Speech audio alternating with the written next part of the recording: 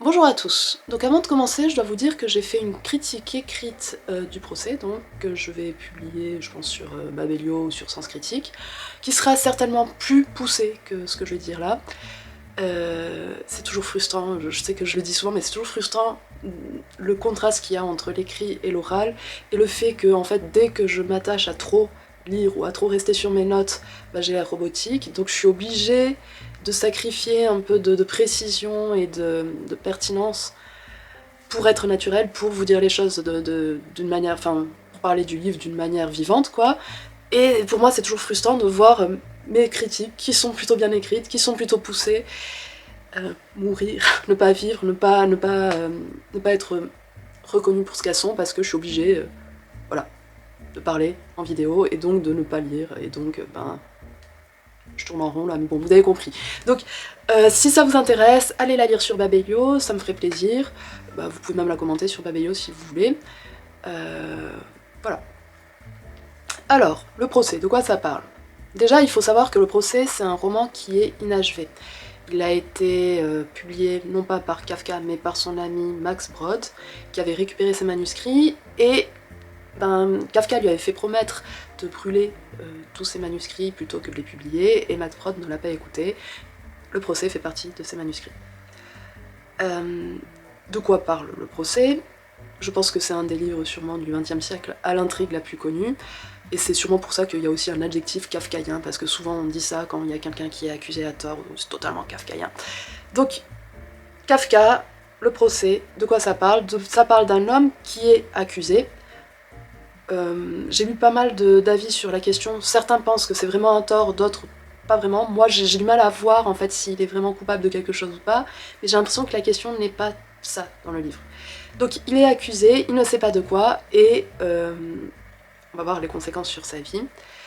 Il va aller donc, d'abord il va avoir deux hommes qui vont venir le chercher, il va aller à sa banque, il va aller au tribunal, le tribunal qui est bizarrement foutu, mais je vais essayer d'en parler plus tard. Et bon, je vais spoiler, mais à la fin il meurt.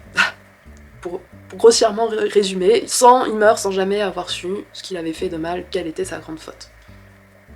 C'est un livre qui est un peu sibyllin, donc il y a pas mal d'interprétations, et dans la préface de la version que j'ai, la personne dit en fait qu'il faut un peu foutre au feu toutes ces interprétations, ou en tout cas, si ça peut être des pistes de réflexion intéressantes, il faut pas non plus prendre ça comme parole d'évangile, il faut pas trop s'y attacher, pour ne pas faire mentir le texte, pour ne pas... par exemple, je crois qu'il y a pas mal de critiques qui disent que ça parle de la bureaucratie et que ça préfigure un peu les totalitarismes à venir, parce que Kafka est mort avant. Et c'est peut-être à remettre en question. En tout cas, ça ne considère pas le livre pour ce qu'il est, une œuvre d'art. Et pour moi, c'est vraiment l'œuvre d'art du rêve. Je ne sais pas si j'avais pas déjà dit ça pour la métamorphose, mais je trouve que Kafka réussit vraiment à reproduire ce que c'est qu'un rêve, ce que c'est que la bizarrerie d'un rêve, de prendre un cadre familier et de totalement le... C'est aussi inquiétant parce que c'est familier que ça l'est pour ces petits grippes un peu dans la machinerie. C'est... L'aspect familier est presque plus inquiétant finalement que les bizarreries. Et donc la psychanalyse dit souvent en fait que le rêve c'est une manière de régler, de problématiser les conflits du quotidien. Et j'ai l'impression que c'est un peu ce qui se passe avec le livre. Ce que je veux dire par le rêve, c'est que, en fait, bon, tout le monde rêve et tout le monde sait que tout peut devenir inquiétant, tout peut devenir autre chose que ce que c'est dans la réalité. Un visage peut devenir inquiétant, comme il peut devenir excitant, ce genre de choses. Les rêves érotiques montrent très bien qu'on peut fantasmer sur n'importe quoi. Enfin, peut-être que j'en révèle trop sur ma vie onirique en disant ça, mais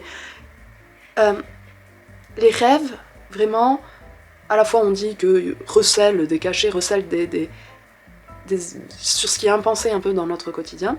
Mais en fait, ce qu'ils font surtout, c'est ils nous déroutent, ils prennent les chemins, ils prennent des choses de tous les jours et ils nous font basculer vers autre chose.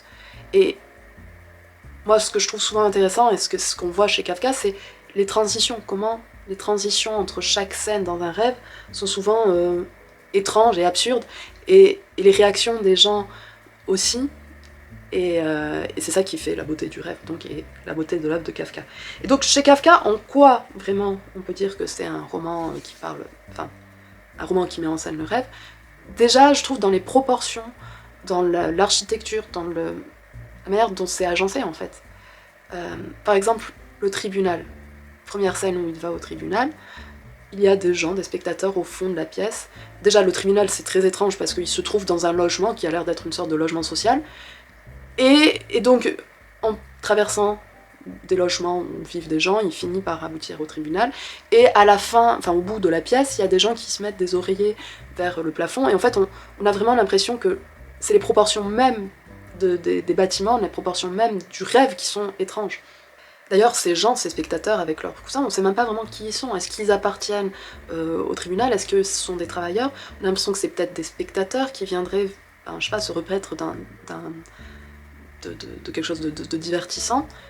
On a l'impression qu'ils n'ont pas de visage, on a l'impression qu'ils sont comme ces gens un peu au second plan dans les rêves, justement, qui sont informes, et qui par leur informité semblent peut-être augmenter un sentiment de persécution, une peur du jugement venant de K, le héros, qui n'a pas de nom de famille d'ailleurs, qui s'appelle Joseph K. Chez l'avocat, c'est la même chose. Il y a à un moment donné, en fait, je crois que dans la scène, K est en train de s'entretenir depuis un certain temps avec l'avocat, ou peut-être qu'il attend. Mais en tout cas, la scène dure un certain temps jusqu'à ce qu'on s'aperçoive que dans le coin sombre d'une pièce, il y avait un homme qui attendait de pouvoir intervenir, qui était là et qui attendait sagement. Et c'est impossible, en fait, ça fait vraiment comme dans un rêve, il y a une irruption parfois de personnages qui sortent de nulle part. Et j'ai remarqué en fait que dans le livre, j'ai l'impression que c'est les lignes de fuite, c'est souvent là où se réunissent la perspective, quoi. Je suis pas très bonne en dessin, mais bon, c'est ce que j'ai regardé. C'est au fond, quoi, à l'endroit où se rejoignent les lignes, qu'il y a des proportions vraiment étranges. Et les lignes de fuite, dans le dessin, c'est souvent ce qui donne la perspective, ce qui donne la direction, et une manière, en fait, de montrer que K, le héros, n'a plus vraiment d'issue, c'est imprévisible, on sait pas ce qui va lui arriver, parce que tout est mal, enfin, c'est cafouillant, quoi, c'est cafouillant. Et comme le montrent parfois un peu les couvertures, justement, de K, moi, ça me fait penser à l'expressionnisme, à ces proportions impossibles, à ces lignes qui ont l'air d'être totalement tarabiscotées et qui représentent finalement la psyché humaine, ou la psyché humaine, je sais jamais, dites-moi en commentaire. On voit que la ville dans laquelle K vit, elle est vide. Elle n'est remplie que de bâtiments prétextes qui eux-mêmes sont faux, sont mensongers, ne recèlent jamais tout à fait ce qu'ils doivent receler, enfin le tribunal exemplairement.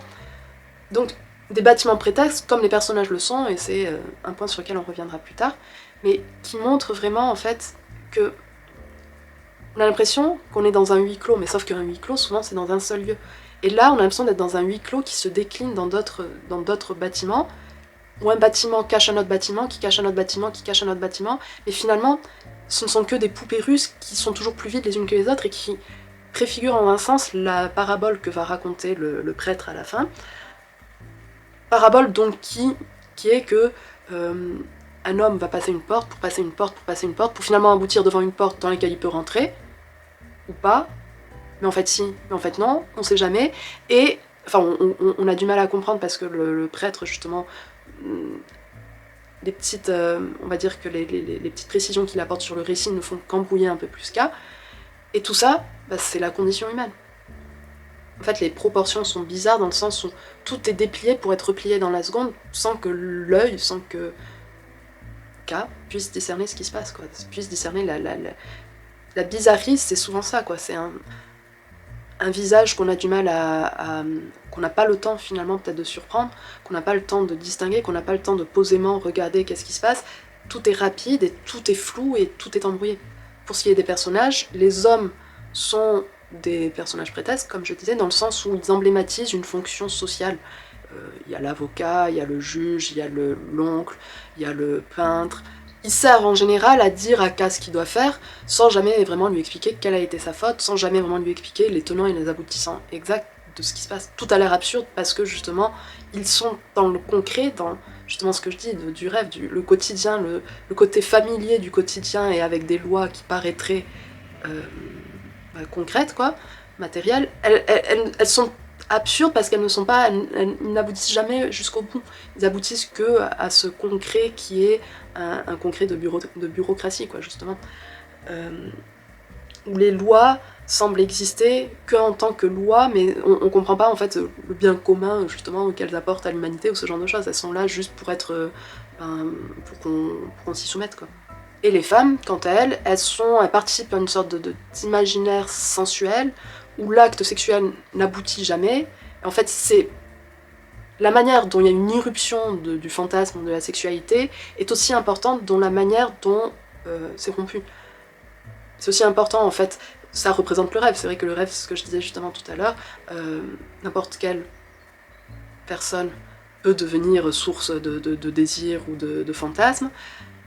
Et là, en fait, c'est l'acte sexuel n'aboutit jamais parce qu'il y a justement les autres personnages masculins qui sont là toujours pour juguler ce désir. Ce qui me fait me dire quand même que le roman est le roman du désir non assouvi, peut-être pas en tant que désir seulement sexuel, mais aussi en tant que force vitale, quoi. Les hommes sont là pour juguler, et les hommes sont la loi, sont le côté social, quoi. Le travail, la famille, la justice, même l'art est là, mais pas en tant qu'art, est là pour juguler aussi, pour expliquer, parce que le peintre, Tortellini, je sais plus, bref, qui est là, n'est pas là en tant qu'artiste, mais il est là pour expliquer encore des lois aux personnages, d'une manière encore plus confuse, mais en même temps il a l'air de maîtriser totalement ces règles des hommes, ces règles de la société, quoi. Personne n'échappe à la société. Tout personnage porte un masque social, et peut-être que si K il a tant du mal à s'y fondre, et que c'est matérialisé par un procès, peut-être parce qu'il ne sait pas quel masque mettre, quel masque prendre. Ce qu'on peut dire aussi, c'est qu'on sent la langue allemande malgré la traduction. On le sent par exemple avec la répétition des naturellement, et tout bon élève LV2 allemand c'est que, enfin moi c'était LV3 pour être précise, mais bon, c'est que les Naturlich c'est un peu un tic germanique, quoi. Mais ici, encore plus qu'un tic germanique, on a l'impression que c'est une sorte de béquille, langagière de béquille qui aide à stabiliser un monde qui est instable. Enfin, qui va pas aider vraiment à stabiliser parce que ça n'y arrive pas, puisque sinon il n'y en aurait pas autant naturellement, mais qui va essayer de le faire en tout cas. C'est une tentative de stabilisation. On voit que Joseph K, dès qu'il est seul, dès qu'il est dans ses pensées, il tente de rationaliser, il tente d'essayer de deviner qu'est-ce qui va lui arriver, tente d'expliquer ce qui n'est pas explicable, et ça peut un peu entrer en contraste avec son moi social qui est plus à performer une assurance, ou autant avec les femmes qu'avec les hommes, où on pourrait dire ses traits dominants pour être peut-être l'orgueil ou la colère, ou avec les femmes il a tendance à laisser s'exprimer son désir. En fait, cette incertitude qu'il y a dans sa tête quand il est seul, cette vulnérabilité, presque cette fragilité, cette culpabilité peut-être, ne va parvenir à s'exprimer qu'à la toute fin, quand il va être exécuté, et qui va lâcher comme un chien, avec un point d'exclamation.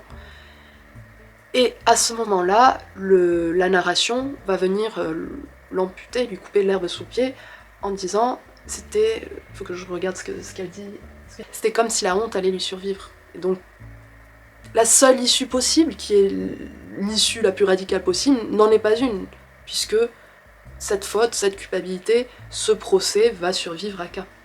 Donc pour conclure, le procès, c'est un peu comme ces rêves où l'on est poursuivi, où parfois on peut même oublier, ou feindre d'oublier ce procès, enfin pas ce procès, mais bon bref, cette culpabilité, cette faute qu'on a commise, qui nous suit.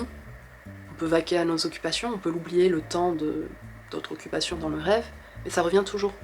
En fait, la seule chose qui va venir rompre ça, ce sentiment de persécution, ce sentiment d'être suivi, c'est le réveil, mais souvent ça nous colle une sorte d'impression poisseuse, existentielle, une sorte d'angoisse existentielle, quoi. Et je crois que c'est ce drôle de sentiment que Kafka a réussi à reproduire dans son livre. Je vous remercie d'avoir regardé, et je vous dis à très bientôt.